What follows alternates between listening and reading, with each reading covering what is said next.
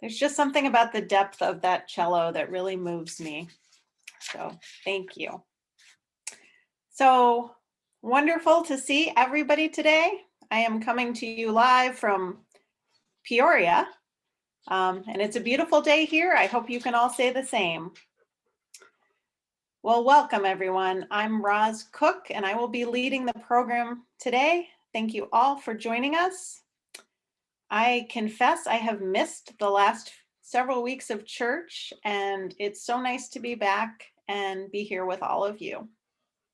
And I'm very excited to hear what Reverend Cathy has to say this morning about respect. As you all know, she never misses. I sometimes feel like we could ask her to speak about the life cycle of a sea slug, and she would still manage to bring us insight and leave us thinking about the world in a different way. So I'm grateful for her gift, and I'm grateful that she's here with us today. And I'm grateful you're all here as well. So with that said, here are my opening words. One of the most sincerest forms of respect is actually listening to what another has to say. And that is a quote from a woman that I don't know, but her name is Jenny Barnett.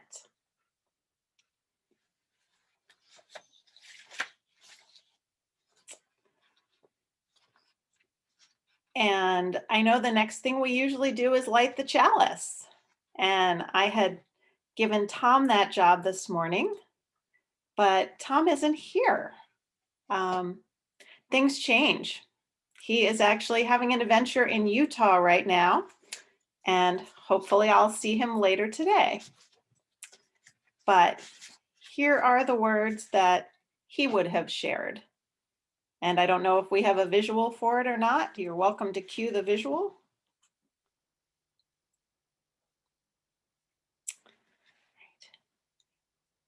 And these are the words of Vinod Varma. Fear breaks, respect mends. Fear hurts, respect heals. Fear suffocates, respect motivates. Fear arrests, respect enables. And again, those are the words of Vinod Varma. All right, so this is your chance to be part of the service. Even though we won't be able to hear you, I encourage everyone to read along in our unison reading of our covenant. As all of you know, our church doesn't teach dogma, and we don't cling to any specific beliefs that you have to sign up to say that, yes, I agree, any beliefs about God or gods. But we do make promises to ourselves and to each other when we come together on Sundays. So this is our covenant, and it will appear on the screen, and I encourage you all to read along even though you are muted. Love is the doctrine of our congregation. The quest for truth is our holy right, and service is our prayer. To dwell together in peace, to seek knowledge in freedom, to serve humankind in friendship, thus do we covenant. Thank you all. The beautiful thing, I think, about these Zoom services is they kind of really do Zoom along. So we have reached our offertory moment, and this is when the church stops to sort of ask something of you. If we were in our building, we would be taking up an offering and literally passing around a basket for people to add financial gifts to as a sign of support for our church. And as you know, our beautiful building still stands, and There's a possibility, I feel at this point, that we will be back there sometime this year. And I know the building is still in great shape because people are cleaning it now and again. The lights are on sometimes. There are people in there. The heat is on as needed. Um, so the church space is in good shape, but there are still bills to pay, mostly the mortgage.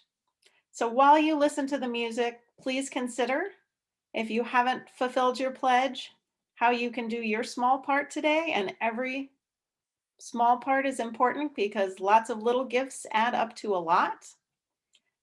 There will be something that shows up in the chat usually if you'd like to use PayPal. I'm sure most of you have it figured out by now, but this is just our very gentle reminder to please keep up your wonderful support, emotional and financial support of our church. Thank you.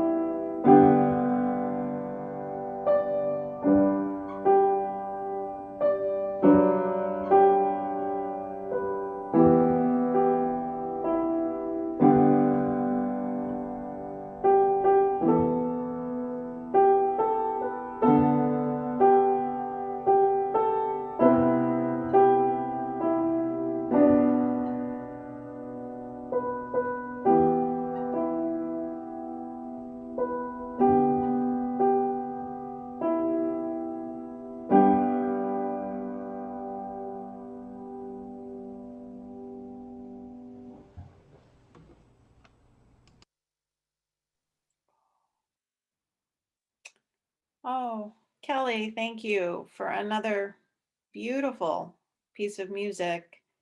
And I loved the way the camera was set, that we could sort of see your profile as well as the keys and the music as you were playing. Okay, well, now I will be handing the microphone over to Reverend Cathy Corbin-Menino. She will not be talking about sea slugs today, though I may challenge her with that in the future. But our theme for the month is respect, and I can't wait to hear what she has to share about that. Thank you, Reverend Cathy. Thank you, Roz, and Paul, and Joe, and Kelly. That was so soothing and very, very peaceful. I liked it. Thank you. And speaking of sea slugs, just as an aside, when I went to Taiwan for my oldest son's wedding, they had fantastic food, the best food I've ever had, and a variety. And the one thing I would not eat was the sea slug. My ex had a bite of it, and he looked at me and he goes, don't do it.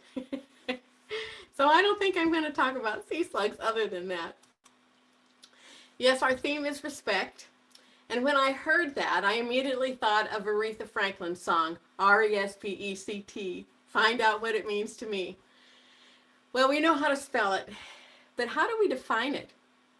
One definition of respect is descriptive of our actions, how we hold in regard the feelings, wishes, rights, and traditions of others. Another way we use respect is as a feeling, a deep admiration for someone we are inspired by because of their abilities, qualities, or achievements. Lawrence Stern wrote, "Respect for others guides our manners. Respect for ourselves guides our morals." So respect needs to start with self-respect. Because if you do not respect yourself, it will be difficult for you to respect anyone else. So instead of Aretha Franklin's song, RESPECT, I probably should have had my sermon blurb refer to the Staples singer song, Respect Yourself. Because if you don't respect yourself, ain't nobody gonna give a good cahoot, nah. Respect yourself. In respecting yourself, you see yourself as someone with value and worth. You are proud of who you are, and you accept your flaws. It has been said that we teach others how to treat us by the way we treat ourselves. Sometimes respecting others is easier than respecting ourselves, just like forgiveness. But if we want other people to give a good cahoot about us, it starts with our own self-respect. Joan Didion, an American author, wrote an essay in 1961 for Vogue entitled Self-Respect, Its Source, Its Power. The article is actually a meditation on what it means to live well in one's own soul, noting that external realities like prestige, approval, and standards of success are in the end inadequate. Cultivating self-respect requires that we know the price of things, she wrote, by weighing the value of immediate pleasures with long-term comforts, many of which are largely intangible. And she was concerned that society was slowly losing this virtue. The good news is that it can be relearned. The dismal fact, she says, is that self-respect has nothing to do with the approval of others. Morally good people want to respect others. They want a world in which we, in good conscience, treat each other kindly. People with self-respect have the courage of their mistakes. They know the price of things. People with self-respect exhibit a certain toughness, a kind of moral nerve. They display what was once called character, a quality which, although approved in the abstract, sometimes loses ground to other, more instantly negotiable virtues. Nonetheless, character, the willingness to accept responsibility for one's own life, and I will add to her words, one's own happiness, is the source from which self-respect springs. She goes on to write that it is a question of recognizing that anything worth having has its price. People who respect themselves are willing to accept that risk. They are willing to invest something of themselves. They may not play at all, but when they do play, they know the odds. A recent public example of this was Congressman Adam Kinzinger, who spoke truth, knowing there would be consequences. He risked being censured by his party, experiencing a loss of support from his constituents, and it did lead to a painful rift within his own family. That kind of self-respect is a discipline, a habit of mind that can never be faked, but can be developed, trained, coaxed forth. To have that sense of one's intrinsic worth, which constitutes self-respect, is potentially to have everything. The ability to discriminate and to love. To lack it is to be locked within yourself and incapable of love. American political philosopher John Rawls, in his theory of justice, believed that self-respect and the confidence in one's own worth is the most important social good because it addresses the moral psychology necessary for reinforcing the justice motive. If a party has this as their original position, they would wish to avoid at almost any cost social conditions that undermine self-respect. So self-respect isn't just good for you, it's good for our entire society. Sometimes our society, our culture, has emphasized, even taught classes on self-esteem. I've attended some. There is a difference between self-respect and self-esteem. And I believe it's very possible to have self-esteem while having very little self-respect. Self-esteem is the feeling of knowing that we can conduct ourselves well out there in the world. For example, we may know that we are good at our job, or that our families are thriving due to our leadership. We may have a good grasp on how to budget our time and our money, and our relationship with friends and family may mostly be positive and nurturing. Outwardly, we are successful in at least some of the ways our society defines success, and that all contributes to our self-esteem. To esteem anything is to evaluate it positively and hold it in high regard. But that very evaluation component to self-esteem can get us into trouble, inflating our ego rather than strengthening our true self. The fact is, in life, we win and sometimes we lose. The problem with just relying on self-esteem or being caught up in this evaluative framework is that the moment you have had a bad day, you lose. You begin to doubt yourself. Your ego deflates and you fall victim to blame, guilt, regret, and stress. To me, self-respect is that deeper inner feeling we have about ourselves. To respect something is to accept it wholly and completely.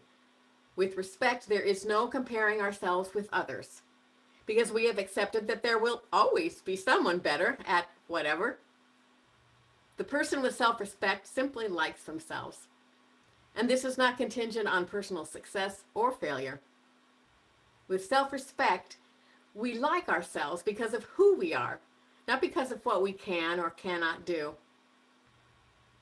In the same way that self-esteem is earned by proving to ourselves that we can achieve positive results in various life tasks, self-respect is also built by continuing to do the next right thing.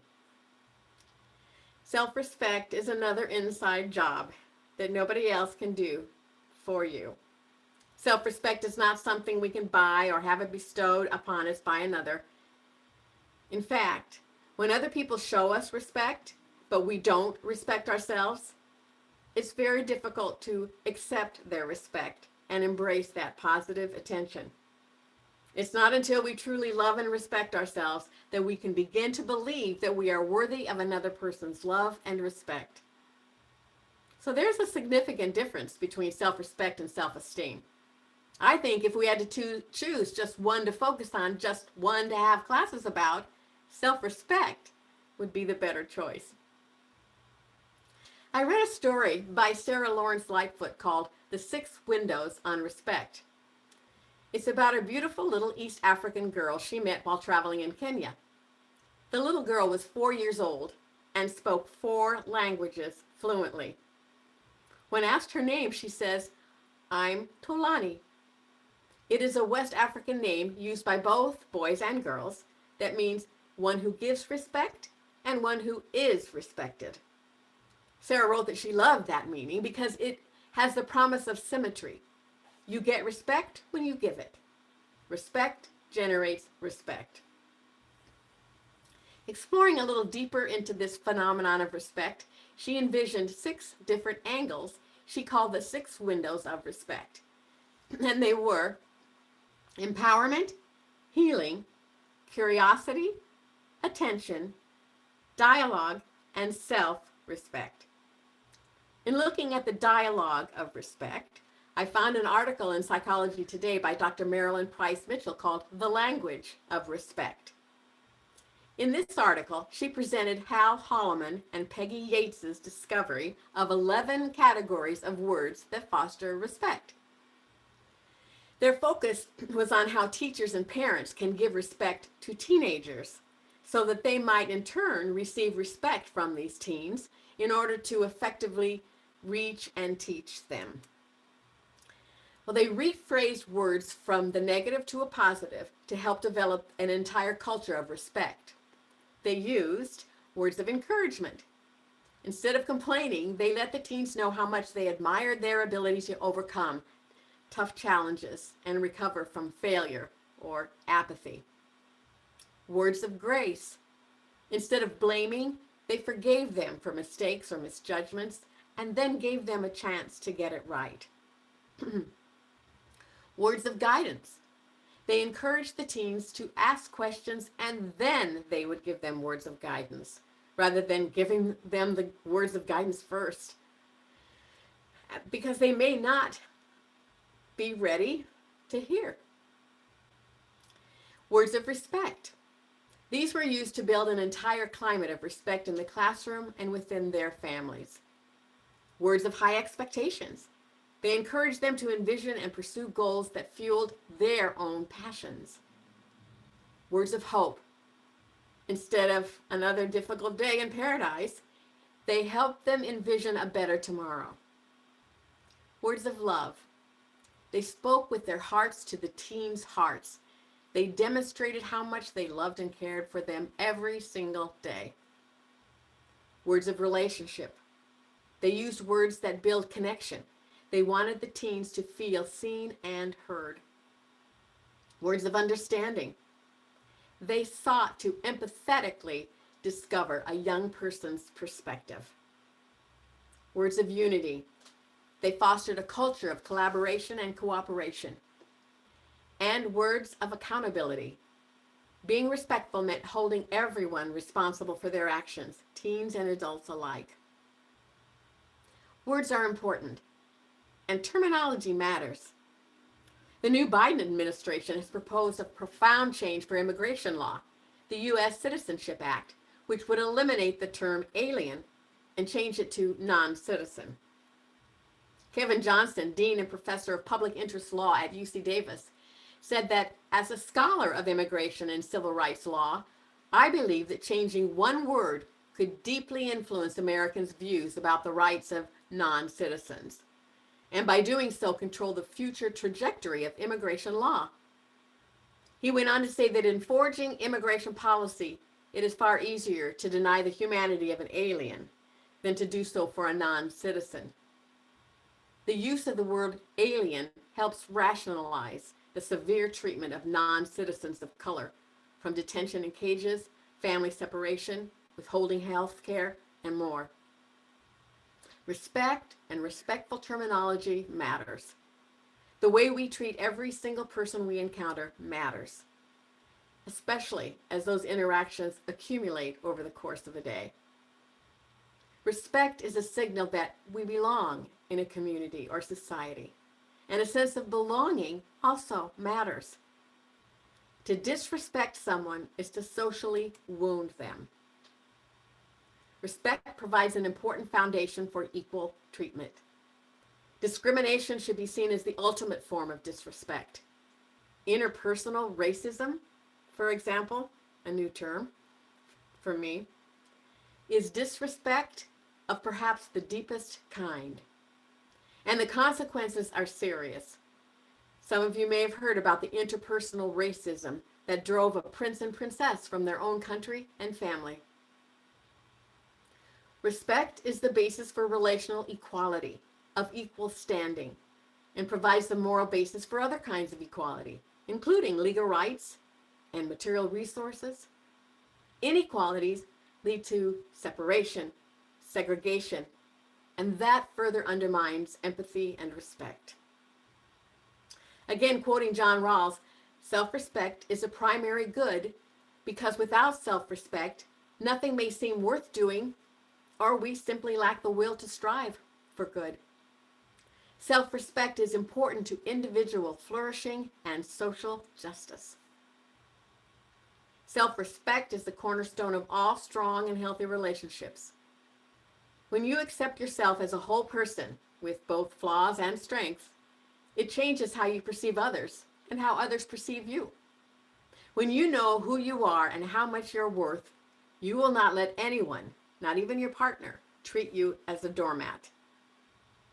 That is why we should practice self-respect in all of our relationships, with our partner, friends, parents, everyone we meet.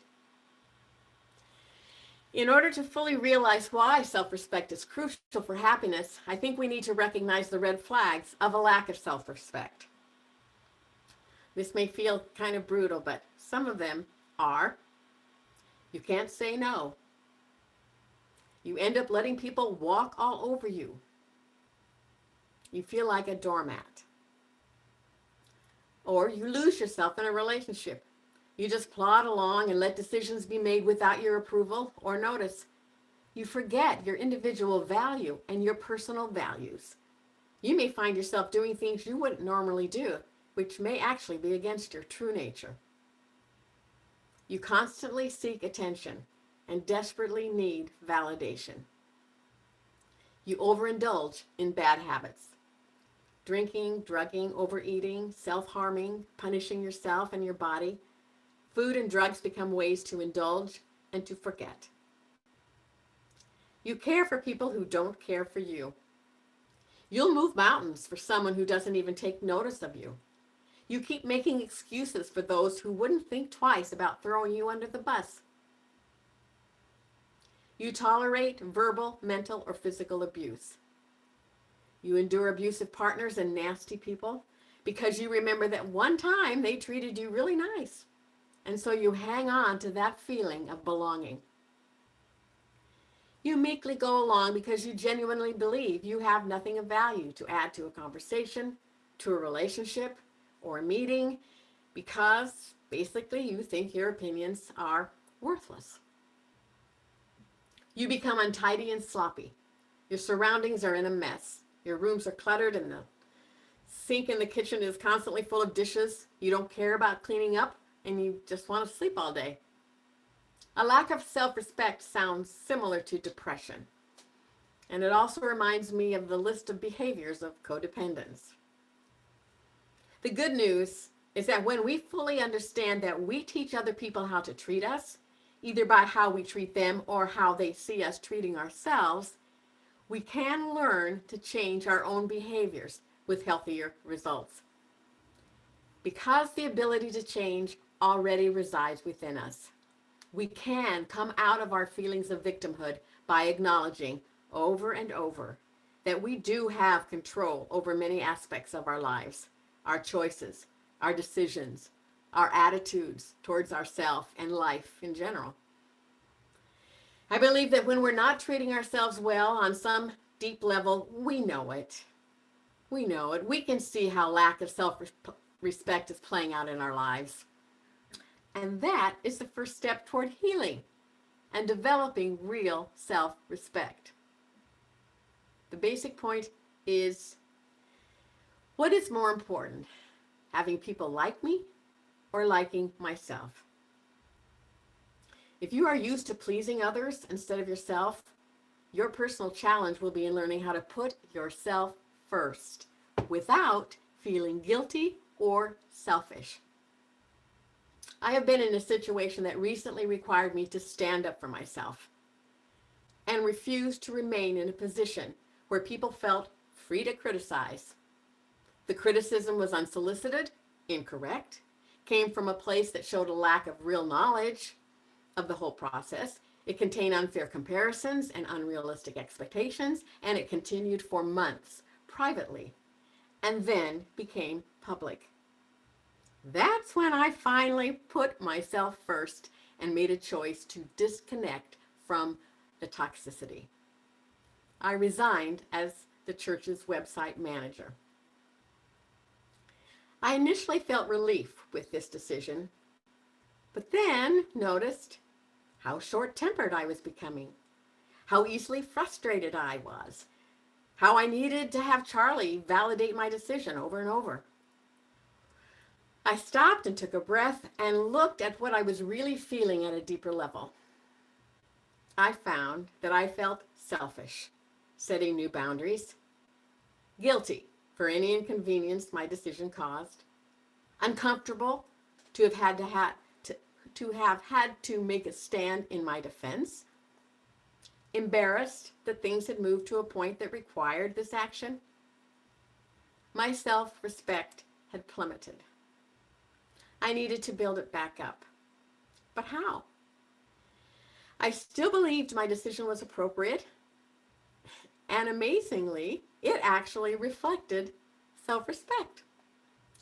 I looked at that carefully and realized that, one, I respected my time. I looked at what I was willing to accept as the job seemed to be expanding beyond what was realistic. I looked at what was really important and balanced my priorities. I respected my feelings. There was no reason to continue something that didn't feel right, that made me sad, that hurt me. I respected my beliefs and values. I believe in nonviolent communication. I said no to public belittling and criticism. I respected my word. The most powerful tool we have is our word. I owed it to myself to speak up and speak out. I respected honesty by openly communicating how I felt, using I messages, not you messages that blame. I respected my courage. I pushed through my fear of displeasing others. I respected my needs first. Regardless of the inconvenience to others, I took care of myself first. I respected my accountability and responsibility. I made sure there was a backup person who was willing and able to assume the website responsibilities. I respected and accepted the retaliation, including my own self-doubt. I respected that I took action, which released energy, which helped me finally reach a positive outcome. I respected all of my thoughts and taught myself to think positively through meditation that could change my thinking and self-talk and my behavior toward myself and toward others. So in the end, it boiled down to this: holding my needs and feelings in high regard, totally accepting myself just as I am, appreciating my efforts, and realizing that self-respect is an inside job, crucial to a life well lived, and reminding myself that I alone am in control of myself and my life choices. And I offer this today not as some shining example to follow, more like a homeless person sharing how she found her way back home. In closing, I'd like to offer a quote from a shero of mine, Eleanor Roosevelt. No one can make you feel inferior without your consent. And from poet Shannon Auld, staying silent is like a slow-growing cancer to the soul and the trait of a true coward. There is nothing intelligent about not standing up for yourself. You may not win every battle. However, everyone will at least know what you stood for. You. And you are always worth it. Namaste. Blessed be.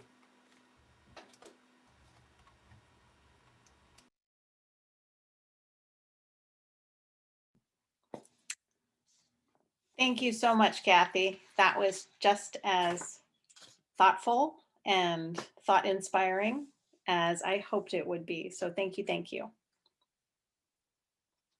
Now I ask everyone again to join in the reading of our West Valley Unitarian Universalist Church's mission statement, which will appear on the screen.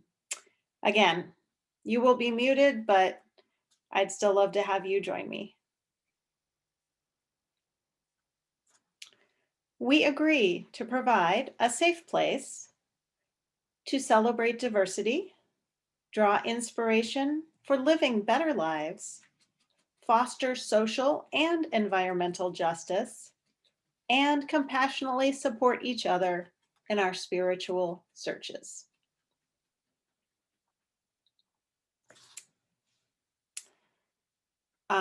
We are now extinguishing the chalice, and Reverend Cathy is going to add the benediction. We are called to honor diversity, respect differences with dignity, and speak up to those who would forbid it. May we offer the same honor and respect and defense to our precious self. Go in peace and reside in self, RESPECT.